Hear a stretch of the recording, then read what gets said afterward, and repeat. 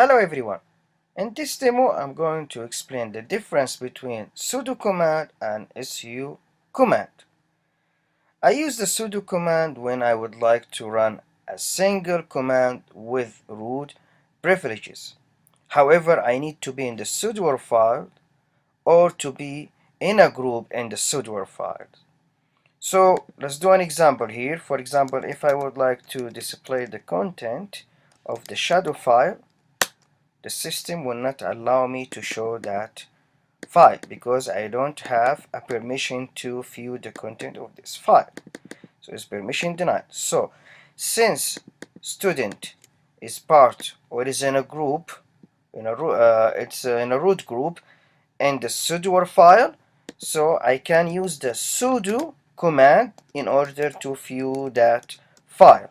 So I'm going to type sudo first, then the command cat /etc/shadow. I hit enter. Then I have to type the password, hit enter, and I can display the content of the shadow file. Same thing here for the fdisk command sda. I hit enter.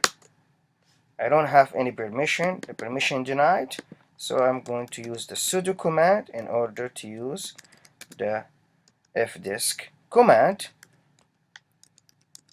I hit enter.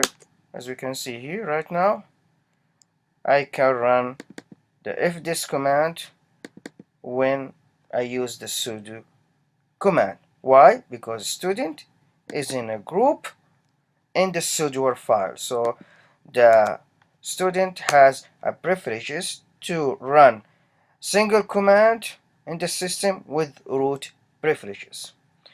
Now let's move on to the next command. The command su is used to switch to another user. So the S is the short for switch and U is the short for user.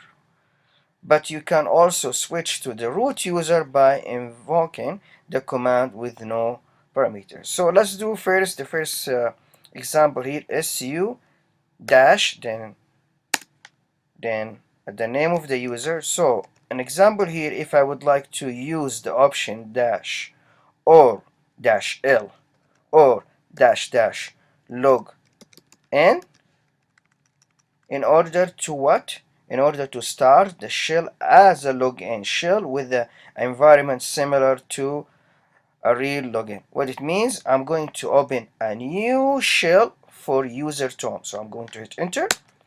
I'm going to type the password. Right now I have a new shell for user Tom.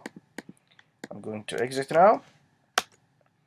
If I'm gonna do just the su without the dash, then the name of the user Tom, I hit enter. I'm going to type the password. As we can see here, we didn't open like a new shell with the environment similar, so I'm still in the shell of the student. So if I'm going to type ls, I have a permission denied because I don't have the privileges in order or the permission in order to list or view the content of user Tom. So we have to pay attention to this point. So it's the best way to use su, then dash, then the name of the user.